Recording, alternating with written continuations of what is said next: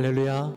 우리 다시 한번 좌우에 계신 분들, 앞뒤에 계신 분들 손 한번 잡아주시고요. 아까 인사 못 나누셨는데, 한번 사랑합니다, 반갑습니다, 축복합니다. 인사 나누시기 바랍니다.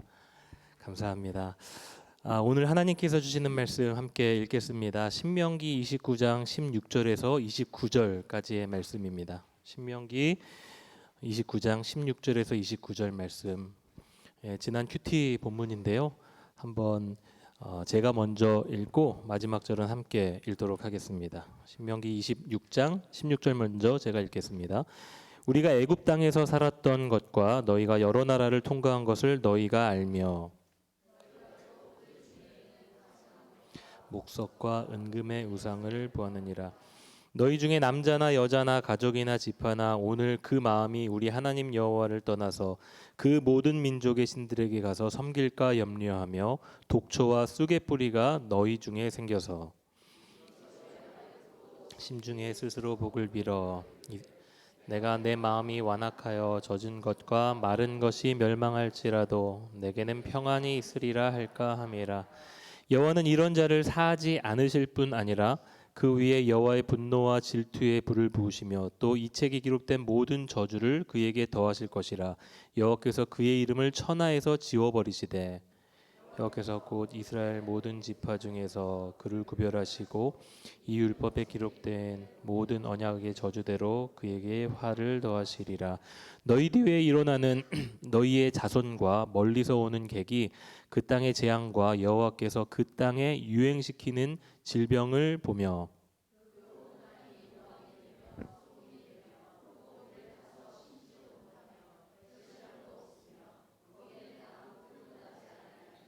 이적에 여호와께서 진노와 격분으로 멸하신 소돔과 고모라와 아드마와 스보임과 무너짐과 같음을 보고 물을 것이요 여러 나라 사람들도 묻기를 여호와께서 어찌하여 이 땅에 이같이 행하셨느냐 이같이 크고 맹렬하게 노하심은 무슨 뜻이냐 하면 그때 사람들이 대답하기를 그 무리가 자기 조상의 하나님 여호와께서 그들의 조상을 애굽에서 인도하여 내실 때 더불어 세우신 언약을 버리고 가서 자기들이 알지도 못하고 여호와께서 그들에게 주시지도 아니한 다른 신들을 따라가서 그들을 섬기고 절한 까닭이라. 이 책에 기록된 모든 저주대로 재앙을 내리시고 여호와께서 또 진노와 격분과 크게 통한하심으로 그들을 이 땅에서 뽑아내사 다른 나라에 내던지심이 오늘과 같다 하리라. 감추어진 일은 우리 하나님 여호와께 속하였거니와 나타난 일은 영원히 우리와 우리 자손에게 속하였나니 이는 우리에게 이 율법의 모든 말씀을 행하게 하심이니라. 아멘. 이 말씀, 하나님의 말씀이 여러분의 삶 가운데 깊이 적용되고 우리의 삶과 언어와 또 우리의 생각이 변화되는 은혜와 역사가 오늘 이 주일에 저와 여러분에게 넘치시기를 축복합니다. 오늘 이 신명기 말씀 우리가 지난달에 묵상을 했던 내용이죠. 이 신명기는 다시 전달되는 하나님의 말씀입니다. 40년 광야 생활이 끝나면서 세대가 바뀌었죠. 40년 광야 생활을 끝내고 이제 하나님께서 약속하셨던 약속의 땅 가나안으로 들어가는 시점에 요단 동편에 있는 모압 땅에서 모세가 이제 새롭게 시작되는 세대들을 위하여서 말씀을 선언하고 있는 것입니다. 그렇다면 왜 모세는 백성들에게 이미 들려지고 또 부모님 세대를 또 이렇게 통해서 들려졌었던 그 말씀을 다시 선포하고 있는 것인가? 오늘 묵상을 생각하면서 한번 이런 생각을 해보았습니다. 40년이라는 광야 생활이 이스라엘 백성에겐 굉장히 힘든 시간이었겠죠. 우리는 그걸 성경을 통해 알고 있습니다. 하지만 우리가 말씀을 통해 문자적으로 보는 것으로는 사실 우리가 그것을 100% 공감할 수는 없습니다. 최근에 넷플릭스에서 이렇게 나온 모세라는 다큐멘터리식 드라마가 있었어요. 그 드라마를 보면서 그나마 성경 안에 있는 내용이 재현되면서 우리가 그냥 문자적으로만 알고 있었던 그들의 고난과 그 고뇌와 외로움과 아픔들을 조금이나마 공감할 수 있었습니다. 자, 그런데 그들에게는 40년이라는 시간이 말 그대로 정말 고난의 시간이었을까? 24시간 1년 365일이 늘 고난받는 시간이었을까? 한번 이런 생각을 해봤어요. 근데 그렇게 매일매일 하루하루 24시간이 고난만 있는 시간은 아니지 않았을까라는 생각을 해봤습니다. 누구나 그렇듯이 시간이 지나면서 어떠한 환경 속에 익숙해져 있는 것, 아마 그들에게도 그 40년이라는 시간이 조금이나마 그 고난의 시간에 익숙하는 시간이 아니었을까, 그런 생각을 해봤습니다. 여러분, 우리도 낯설고 힘든 환경 속에서 삶을 시작하게 됩니다. 특별히 이민 초기에 정착하는 분들, 우리는 특별히 그런 분들에게 말합니다. 시간이 다 해결해 줄 거야. 저희도 처음에 정착을 하면서 그런 이야기를 많이 들었어요. 3개월이 고비야. 그리고 또 3년이 고비야. 이런 얘기를 들었어요. 그리고 그 이후에 많이 적응되고 그리고 익숙해져 간다라는 이야기를 듣습니다. 1년, 2년, 10년 시간이 지나면서 대부분 해결이 됩니다. 근데 해결이 된다라기보다는 그냥 그 자리에 익숙해져 가는 것이죠. 여러분, 하물며 40년이라는 시간을 광야에서 보낸 백성들에게는 이게 우리가 생각할 수 없을 만큼 그들에게 그 삶이 매우 익숙할 수도 있겠다, 그런 생각을 한번 해봤습니다. 그런데 문제가 여기서 한 가지 생깁니다. 정말 모든 것이 다 그냥 괜찮은 삶이 되어버리는 거죠. 우리가 정착하면서 또 새로운 환경에 적응하면서 어렵고 힘든 시간이 그냥 시간이 지나면서 익숙해지면서 다 괜찮다라고 생각하는 것까지는 좋습니다. 그런데 그냥 모든 게 다 괜찮은 것이 되어버리면 안 되는 거예요. 여러분, 우리가 코비드 팬데믹을 통해서 이미 레슨을 받았어요. 그 팬데믹 기간을 통해서 우리는 한 번도 경험해 보지 못했던 삶을 살아봤습니다. 예배에서도 일상생활에서도 그것이 외롭고 힘들고 또 코비드 블루라는 말이 유행했듯이 우리에게 참 많은 우울함과 낙심감을 주었습니다. 근데 2년 지나고 3년이 지났어요. 어떻게 되냐면은 2년이라는 3년이라는 시간 동안 그 세월이 너무 익숙해진 거예요. 그 짧은 시간에 예배에서도 일상의 삶에서도. 그러니까 다시 뭔가가 시작이 돼도 시작되는 게 두려운 사람들이 있고, 그리고 사람들을 만나는 것이 여전히 두려운 사람들도 있다라는 것이죠. 여러분, 이런 상황들을 한번 종종 드라마나 어떤 시사 프로그램에서 보신 적이 있으실 겁니다. 예를 들자면은 어떤 한 가정에서 가정폭력이 일어납니다. 그리고 가정폭력의 피해자였던 자녀와 그 아내를 그곳에서 구해내기 위해서 사회복지사나 경찰이나 상담사들이 그들을 보호시설로 보내려고 하는 거예요. 왜요? 거기가 너무 힘들고 고통스러운 시간인 걸 아니까. 그런데 정작 그것을 거절하는 사람이 바로 그 자녀, 그 아내라는 것이죠. 그 이유는 힘들고 어렵지만 오랜 시간 동안 그 자리가 그들에게는 익숙했던 자리예요. 그래서 그 자리를 떠나서 새로운 자리로 옮겨간다라는 것이 오히려 더 두려워지는 상황이 되는 거죠. 여러분, 이게 진짜 큰 비극인 겁니다. 오히려 지금 자신이 처한 상황이, 고통받는 어려운 상황이 오히려 더 괜찮은 상황이 되어버린다라는 것은 정말로 마음 아픈 일인 것이죠. 이것은 그냥 오늘날 우리의 이야기만이 아닙니다. 이스라엘 백성도 이 광야 40년 전에 경험했었던 생활권이 어디였냐면 바로 이집트였죠. 자그마치 400년이라는 시간을 그곳에서 종살이를 했습니다. 그런데 모세의 인도로 이집트 출애굽했지만 그들이 맞닥뜨리게 되는 것은 전혀 새로운 환경이라는 거죠. 광야에서 홍해를 만나고, 그리고 배고픔과 굶주림에 시달리고, 그럴 때마다 이스라엘 백성들이 늘 이야기했었던, 습관처럼 말했었던 게 있죠. 나 이집트로 돌아갈래. 여러분, 400년이라는 시간 동안 종살이 했던 곳입니다. 고통받았던 곳이에요. 누구보다도 탈출했던 곳이, 탈출하고 싶었던 곳입니다. 근데 정작 탈출했더니 또 다른 새로운 환경 속에 맞닥뜨리니까 오히려 그때 그 삶이 더 괜찮은 것이 되어버린 것.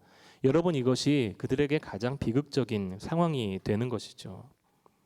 오늘 이 신명기 내용으로 넘어와서 지금 이 이스라엘 백성은 대부분이 출애굽을 경험하지 못한 세대들입니다. 다시 말씀드리면 그들에게는 이 광야가 익숙한 환경이라는 것이죠.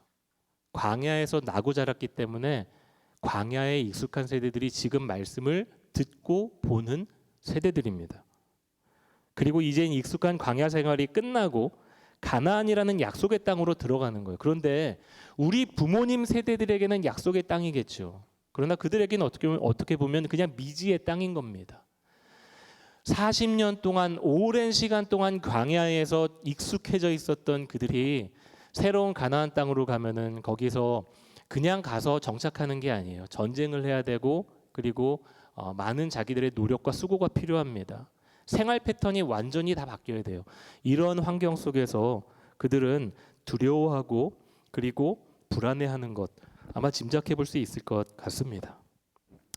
그런 상황으로 오늘 본문을 조금 더 묵상해 보니 그들에게는 한 가지 더 익숙한 것이 있었던 것 같아요. 그게 무엇인가? 바로 오늘 본문의 주제, 바로 우상입니다. 16절에서 17절 말씀을 한번 읽어보겠습니다. 시작. 우리가 애굽 땅에서 살았던 것과 너희가 여러 나라를 통과한 것을 그들 중에 있는 가증한 것과 목석과 은금의 우상을 보았느니라. 오랜 이집트의 종살이 그리고 종살이 끝에 이제는 광야 생활 속에서 크고 작은 다른 나라와의 마찰과 전쟁을 하는 과정을 통해서 그들의 눈에 자연스럽게 들어온 것이 있어요. 이 나라의 우상, 저 나라의 우상, 그 나라의 우상, 요 나라의 우상, 여기저기에서 맞닥뜨리는 나라, 민족들에게서 그들의 우상들을 계속 보아왔었던 세대라는 것이죠. 제가 2005년에 처음 캐나다에 왔습니다. 잠깐 그때 사역을 위해서 1년 반 정도 머물렀었는데 그때 교회 사역을 하면서 깜짝 놀랐었던 기억이 있어요. 교회 근처 건너편에 한 2명의 사람이 지나가는데 검정색 옷을 입고 있는 거예요. 검정색 옷을 입고 그리고 얼굴은 하얗게 화장을 하고 입술은 검정색으로 발랐더라고요. 그리고 머리에는 뿔 모양의 어떤 머리띠를 하고 있는 그런 괴상한 사람들을 봤어요. 그래서 저 사람들이 도대체 어떤 사람인가 생각을 했는데 나중에 알고 보니까 여러분들이 그런 이야기를 하시더라고요. 아마 사탄을 숭배하는 사람인 것 같다. 여러분 혹시 그런 분들 보셨나요? 이거 알고 계셨나요? 그래서 저는 믿거나 말거나 야 캐나다 오니까 이런 사람들도 있구나 그런 생각을 했어요. 근데 처음에는 그래서 그것이 그 사람들이 진짜 그런 분들이었던 아니라면 그분들에게 죄송한 거고요. 만약에 그렇다고 하더라도 정말 이 땅 가운데 우리가 기도하고 중보해야 될 것들이 너무 많고 난 영적인 경각심을 느끼고 깨어서 밴쿠버 땅을 위해 기도했었던 기억이 있습니다. 그런데 지금 다시 저희가 2012년에 캐나다를 땅을 밟고 10여 년이 지난 지금 제가 만약에 그런 사람들을 본다고 한들 그냥 대수롭지 않게 생각할 수도 있을 것 같다라는 생각이 들어요. 솔직히 그런 사람들을 보더라도 새롭게 보이지 않는 것이죠. 처음에는 너무나도 당황스러웠었던 그 동성애자들의 모습이 그때는 충격이었죠. 한국에는 그런 모습을 볼 수가 없으니까 거의. 그런데 이제는 10여 년이 지난 지금은 그런 사람들을 봐도 전혀 새로울 것이 없다라는 것. 어쩌면은 새로운 게 아니라 그 상황에 익숙해져 있다라는 말이 맞는 말일 것 같습니다. 여러분이 익숙해질 수 있습니다. 충분히 익숙해질 수 있어요. 그러나 그것이 그대로 방치되다 보면 언젠간 무너지는 날이 오게 된다는 거죠. 가정도 부부관계에서 서로가 사랑하다가 익숙해지면 때로는 무례해집니다. 그런데 그 무례함을 방치하면 가정이 무너지게 되는 것이죠.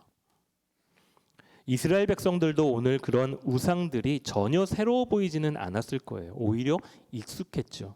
그래서 모세가 그러한 이스라엘의 영적인 상태를 염려하고 오늘 그 복음의 메시지, 율법의 말씀을 다시 한번 재각인시키는 겁니다. 사랑하는 성도 여러분, 오늘 이 말씀을 통해서 우리의 익숙했던 신앙, 익숙한 삶의 자리 다시 한번 하나님께서 주시는 귀한 레슨을 받고 우리의 삶이 새롭게 시작할 수 있는 이 하루가 되시기를 주님의 이름으로 축복합니다. 첫 번째 묵상한 내용, 오늘 두 가지의 묵상한 내용을 함께 나눌 텐데요. 첫 번째 내용입니다. 18절에서 19절 말씀입니다. 한번 읽어보겠습니다. 시작. 너희 중에 남자나 여자나 가족이나 집하나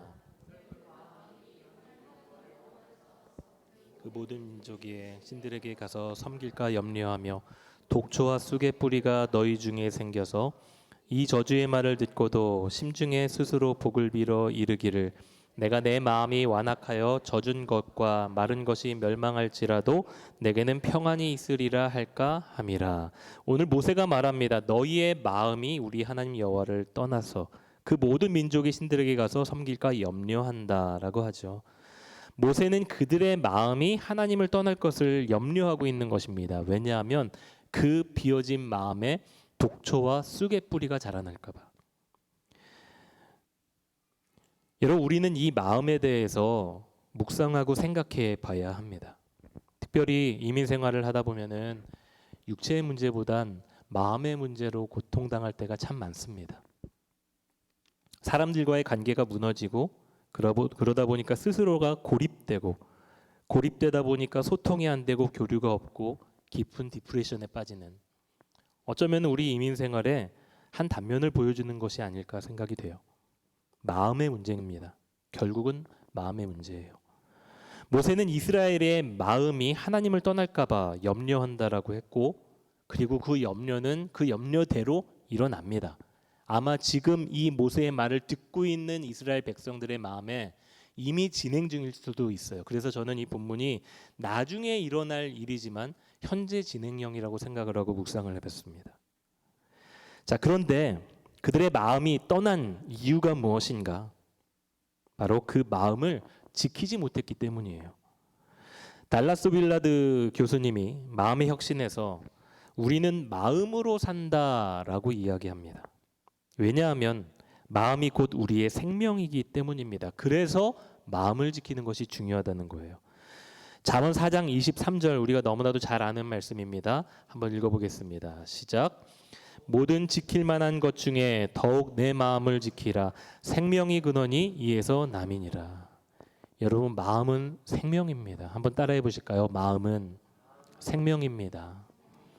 여러분, 마음이 무너지면 우리의 영적인 생명력을 잃어버리게 되어 있습니다. 마음이 무너지면 말씀을 읽을 힘도 사라지고, 마음이 무너지면 사랑할 수 있는 힘도 사라지고, 마음이 무너지면 찬송할 힘도 기도할 힘도 잃어버리게 되어 있어요.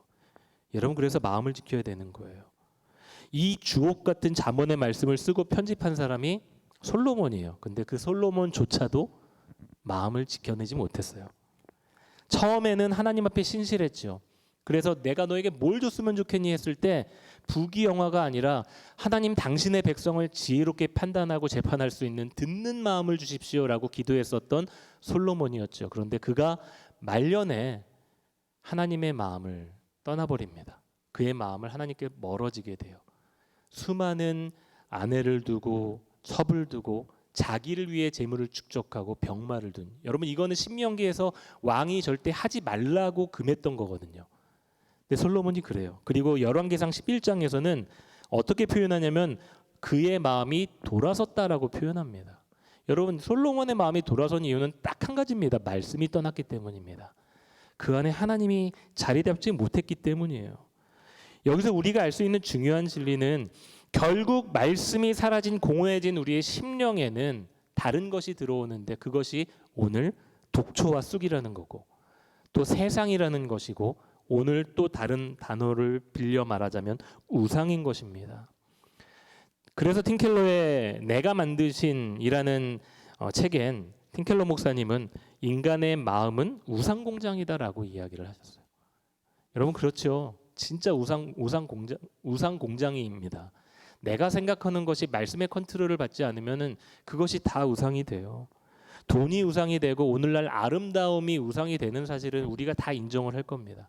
그런데 당신의 자녀가 우상이고, 당신의 꿈이 우상이고, 그리고 당신이 떠받드는 사회 정의가 우상이라는 이야기를 들을 때 우리는 충격에 빠집니다.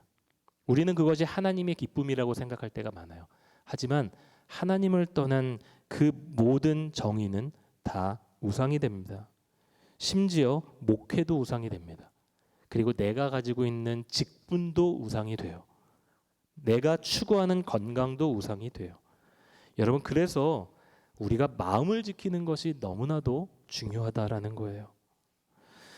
어떤 분은 오늘 이 자리에 나오시면서 오시는 순간까지 마음이 무너진 상태로 오신 분들이 계실 거예요. 재정 어떤 어려움들, 관계의 문제들, 그리고 자녀의 문제. 사랑하는 성도 여러분, 비워져 있는 우리 마음에 하나님의 말씀으로 채우는 은혜가 넘치시기를 축복합니다.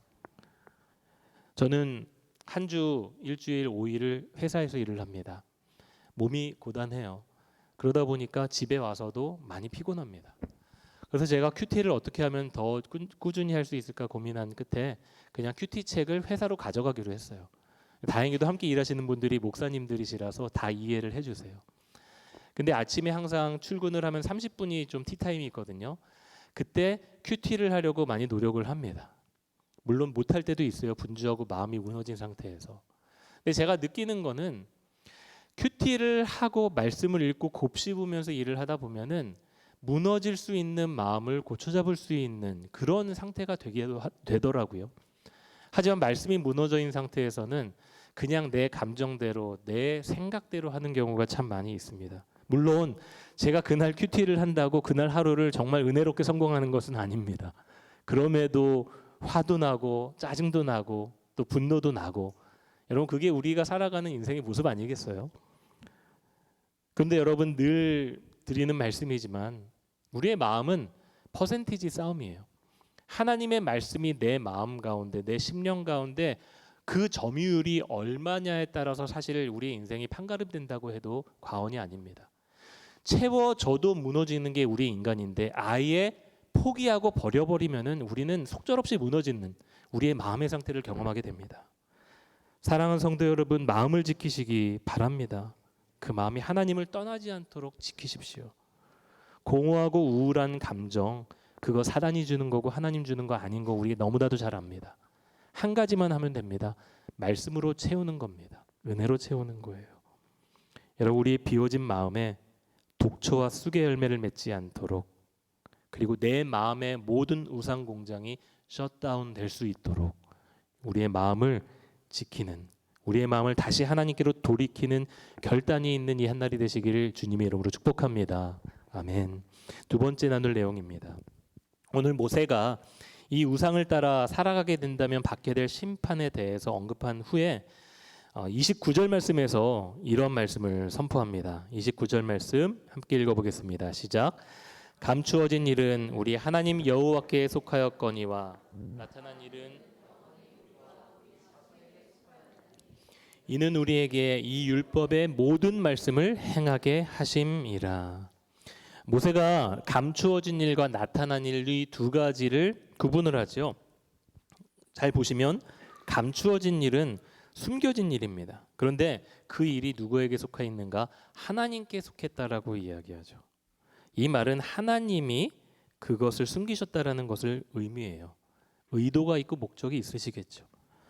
그런데 그 의도, 그 목적, 왜 하나님이 숨기는 일들이 있는가라는 것을 질문한다면 그걸 모른다라는 것이 문제입니다.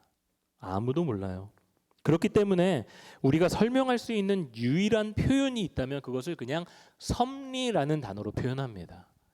섭리는 매니지먼트 같은 것이죠. 우리는 보여지지 않고 느껴지지 않고 이해되지 않고 납득되지 않지만 하나님이 우리 인생을 보이지 않는 손으로 이끌어 가시는 그 매니지먼트, 우리를 향한 인생 경영이 있다. 이것을 신앙의 표현 고백으로 한 것이 바로 섭리라는 단어입니다. 오늘 문맥상 하나님이 감추어진 일을 말씀하시는 이유를 한번 유추해 본다면 아마 자신의 심판의 이유, 우리가 심판을 받고 있는 지금 현재 상황에 자녀들이 물어봅니다. 아빠, 엄마, 이거 도대체 왜 우리 이런 고통당해야 돼요? 근데 여기까지는 괜찮아요. 근데 하나님을 모르는 이방 민족이 그것을 물어봐요. 하나님을 믿는 너희, 구원받은 너희가 왜 지금 그 모양 그 꼴로 살고 있니? 이 지금 심판받고 있는 이 시츄에이션은 뭐니라고 조롱 섞인 말로 물어봤을 때 그들에게는 굉장히 수치스럽고 부끄러운 일이라는 거죠. 그러니까 화가 납니다. 이해되지 않습니다. 그래서 하나님 앞에 이런 질문을 하겠죠. 하나님, 다 알겠습니다. 나를 치시는 것 좋고 나를 야단치시는 건 좋습니다. 그런데 왜 다시 우리가 이 땅에서 뿌리 뽑혀 이방 땅에서 또 객노릇하며 살아가야 되는 것인가? 왜 종노릇하며 살아가야 되는 것인가요? 하나님, 저희는 이것이 이해할 수 없고 이렇게 굴욕적으로 사는 것이 이해할 수가 없습니다. 해명해 주세요. 아마 이스라엘 백성들이 그런 질문을 하지 않았을까요? 여러분, 성경 전체를 계속 읽다 보면은 우린 이런 질문을 던지는 수많은 지점들이 있습니다. 선지자들이 그런 질문을 끊임없이 하나님 앞에 던집니다. 이해되지 않는 하나님의 뜻, 하나님의 계획, 고통에 대해, 악에 대해, 미래에 대해 하나님은 우리에게 들려주지 않고 보여주지 않고 정확한 답을 보여주시지 않을 때가 너무나도 많아요. 그러나 우리는 믿습니다. 보이지는 않고 우리가 이해되지는 않더라도 하나님은 신실하신 분이시고 늦은 비를 적당한 때에 우리에게 늘 내려주시고 우리를 보살펴 주시는 신실하신 분이라는 사실을 우리는 믿습니다. 여러분, 그것을 우리가 하나님의 섭리라고 이야기하면서 고백하는 거예요. 그런데 우리가 말하는 그 섭리를 세상은 미지 또는 신비라고 표현을 합니다. 그래서 그것을 발견하려고 하고 그 목적과 이유를 어떻게든 알아내야 돼요. 그래서 달 우주 탐사선을 보내고 복제를 통해 생명의 신비를 완전히 정복하려고 하고 죽음을 정복하려고 합니다. 물론 인간의 이성과 지혜를 통해서 하나님의 창조 세계를 발견하는 것은 좋습니다. 그런데 그것이 인간의 지적 탐욕을 충족시키는 도구가 될 때에는 매우 위험해지게 되는 것이죠. 돈이 많으면 많을수록 더 큰 부를 축적하려고 하고 그 돈으로 권력을 얻으려고 하고 그 권력의 자리에 앉으면 내려오기 싫어하고 더 높은 곳을 추구하며 살아가죠. 우리가 잘 아는 만리장성을 만든 진시 황제, 그가 평생에 걸쳐서 찾았던 게 불로초입니다. 불로초 탐사. 그런데 그것을 구하지 못하고 죽었죠. 권력의 정점 피크 포인트에 있었던 사람이 그 자리에서 행복하고 기쁘고 만족스러우니까 나는 여기서 평생을 살아가고 싶다. 결국에는 영생을 얻으려는 헛된 시도를 하게 되는 인간의 탐욕의 결말을 우리는 보게 되는 겁니다. 하지만 하나님은 인간의 세계와 하나님의 세계 사이에 분명한 경계를 지으셨죠. 그리고 우리에게 선을 그으면서 말씀하시는 거예요. 이 선 넘지 말라고. 이 선을 넘지 말고 그 경계 안에서 만족하며 살아가라고. 오늘 26절에 이런 말씀이 있어요. 자기들이 알지도 못하고 여호와께서 그들에게 주시지도 아니한 다른 신들을 따라가서 그들을 섬기고 절한 까닭이라. 그들은 자기들도 모르는, 알지 못하는 신들을 섬겨요. 여러분, 모르는 대로 이미 보여주신 하나님의 뜻에 순종하는 것이 정답입니다. 그런데 금단의 열매를 따먹은 아담과 하와처럼 우리의 무지한 지적 호기심이 하나님이 놓으신 경계, 그 선을 넘게 만드는 거예요. 목회를 하다 보면은 성도님들, 청년들을 상담할 때가 많습니다. 그런데 이민교회에서는 그런 경험을 안 해봤어요, 거의. 근데 한국에서 목회를 할 때는 많은 분들이 저에게 답을 구하러 오세요. 그러면 목회자들은 유혹에 빠집니다. 내가 점쟁이가 되어야 되나? 정말로 기도하고 최종 결정은 목사님 말씀을 통해서 듣겠습니다. 그런 분들이 계세요. 그러면은 목회자들은 그런 생각을 해요. 내가 모른다고 해야 되나? 아니면 잘 몰라도 대충 아는 것처럼 둘러대야 되나? 뭐 제 얘기입니다. 모든 목회자 얘기가 아니고요. 여러분, 모르면 모른다라고 이야기하는 게 지혜고 그리고 그게 정답이에요. 근데 우리는 모르는데 아는 척하는 게 문제인 거죠. 모른다는 것은 창피한 게 아니고 부끄러운 일이 아닙니다. 여러분, 하나님의 섭리는 내 방식대로 정리되지 않아요. 하나님의 뜻은 내 의지대로 펼쳐지지 않아요. 오늘 5월 5일 어린이 주일입니다. 가정에서 이런 일들이 자주 반복이 되죠.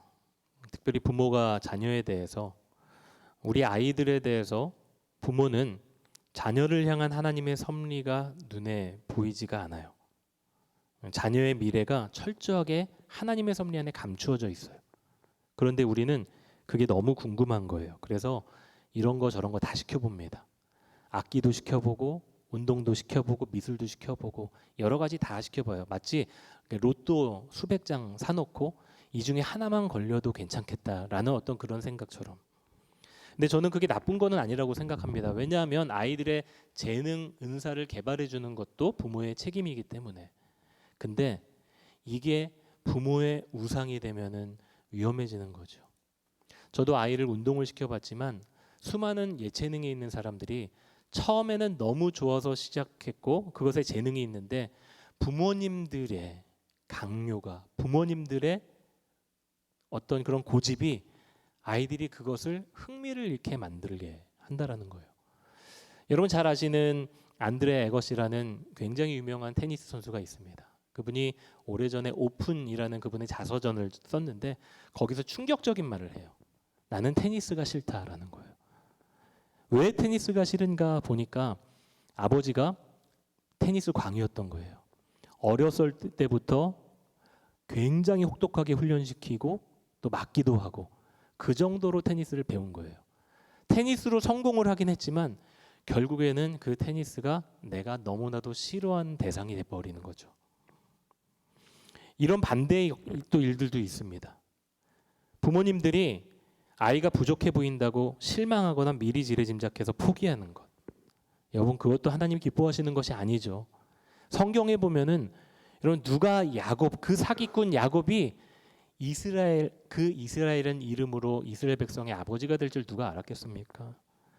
여러분 누가 다혈질 끝판왕이었었던 시몬이 오늘 찬양을 통해 고백했지만 반석 하나님은 우리의 반석이십니다. 하나님께 붙여드릴 만한 그 반석이라는 이름 누가 그 시몬이 반석 베드로가 될 줄 누가 알았겠습니까? 누가 예수님을 거부한 마을에 불을 내려달라고 심판했었던 그 요한이 사랑의 사도로 대표적으로 우리에게 하나님의 사랑이 이런 사랑입니다라고 감동 어리게 메시지를 선언할 수 있는 사람이 될 줄 누가 알았겠어요? 우리가 잘 아는 사도 바울, 그리스도인을 핍박했었던 그 사람이 이제는 복음을 열방에 증거하는 복음 전도자 바울이 됩니다.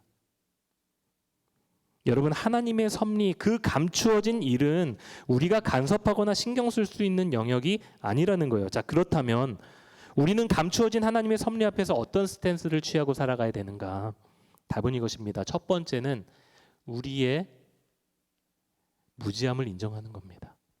그리고 두 번째는 하나님의 신실하심을 인정하는 거예요. 여러분 우리는 하나님의 신실하심은 인정합니다. 그러나 우리의 무지함은 인정하지 못할 때가 많아요.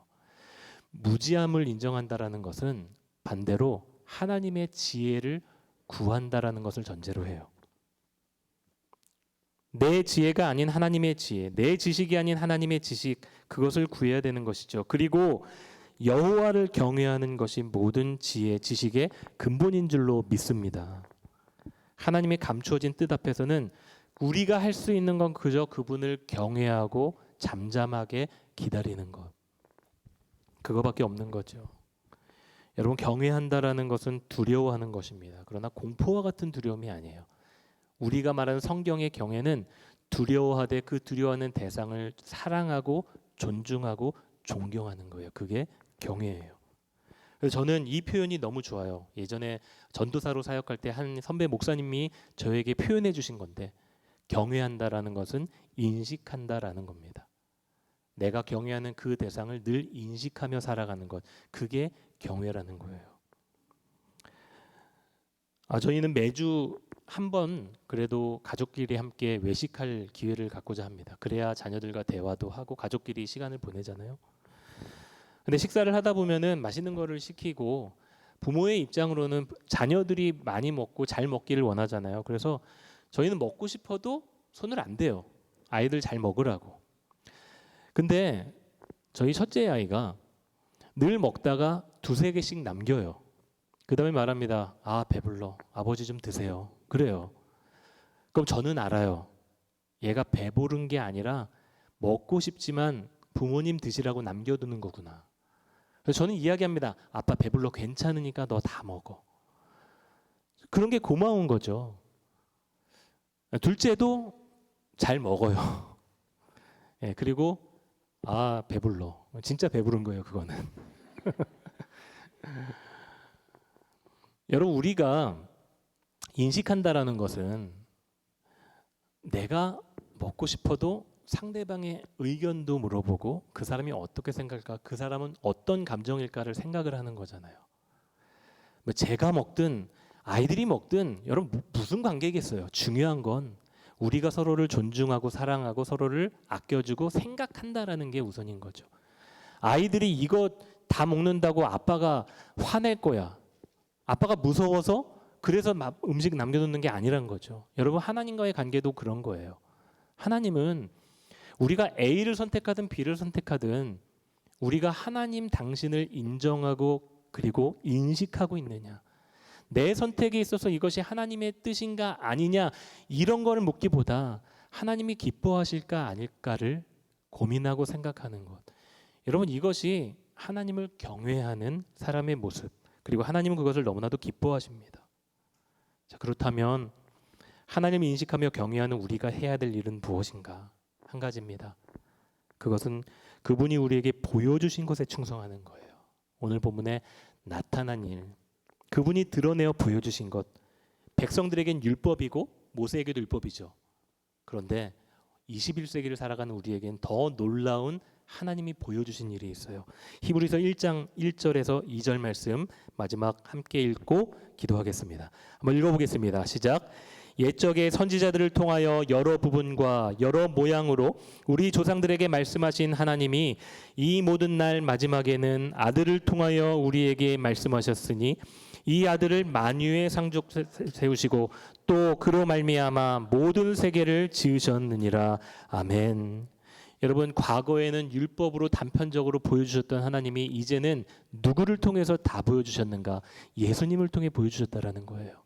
선지자들은 그냥 일부분만 율법으로 선언하고 얘기했지만 이제 이 신약 시대를 넘어 21세기를 살아가는 우리들에게는 이제는 예수님 당신을 통해 하나님이 그분의 그분 되심 우리에게 보여주셨다라는 거죠. 여러분, 여기서 우리가 어떤 변명을 하고 어떤 핑계를 댈 수 있겠습니까? 어떤 불평 불만을 할 수 있겠어요? 그분이 다 주셨는데. 요한복음 3장 16절에 하나님이 세상을 이처럼 사랑하사 그럼 어떻게 사랑했다는 것인가?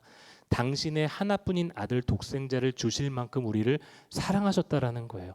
그게 예수님을 통한 우리에게 완전히 보여주신 계시입니다.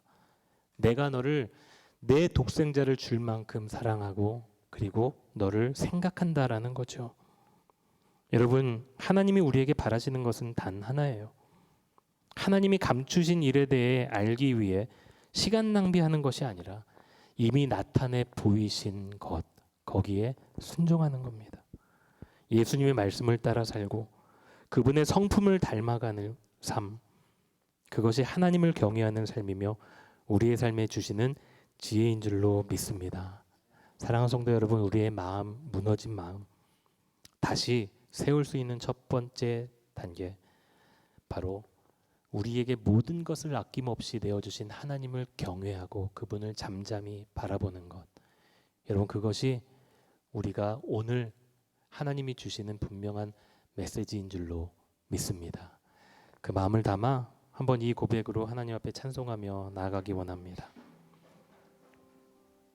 무너진 마음, 이제 그분의 임재 앞에 잠잠히 머물고 살아가는, 힘들고 어렵고 외롭고 무너져서 오신 모든 성도님들에게 이 찬양을 통해 하나님의 음성을 들으시고 또 우리의 사랑의 고백을 주님 앞에 내어드릴 수 있는 시간이 되기 원합니다. 함께 우리의 마음을 담아 찬양하며 주님 앞에 나아가도록 하겠습니다. 나의 영혼이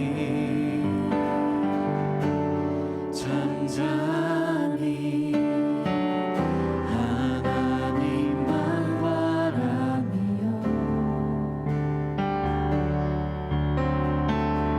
나의 구원이 그에게서 나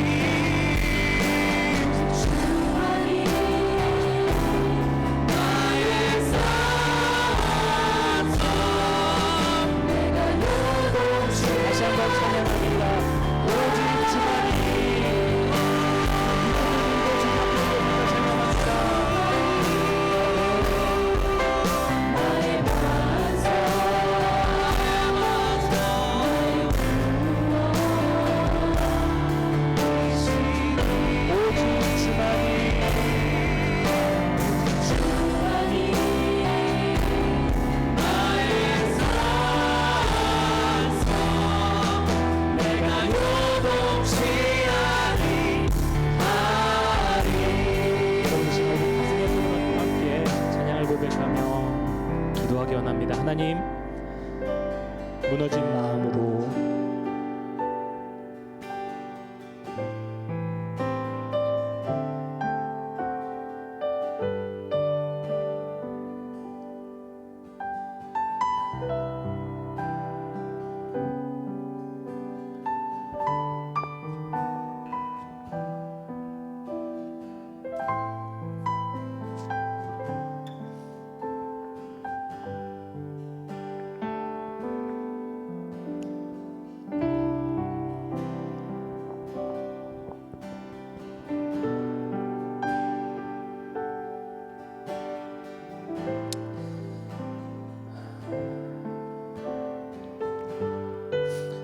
주님, 오래 이민 생활을 하다 보니 참 마음이 많이 병든 모습을 봅니다.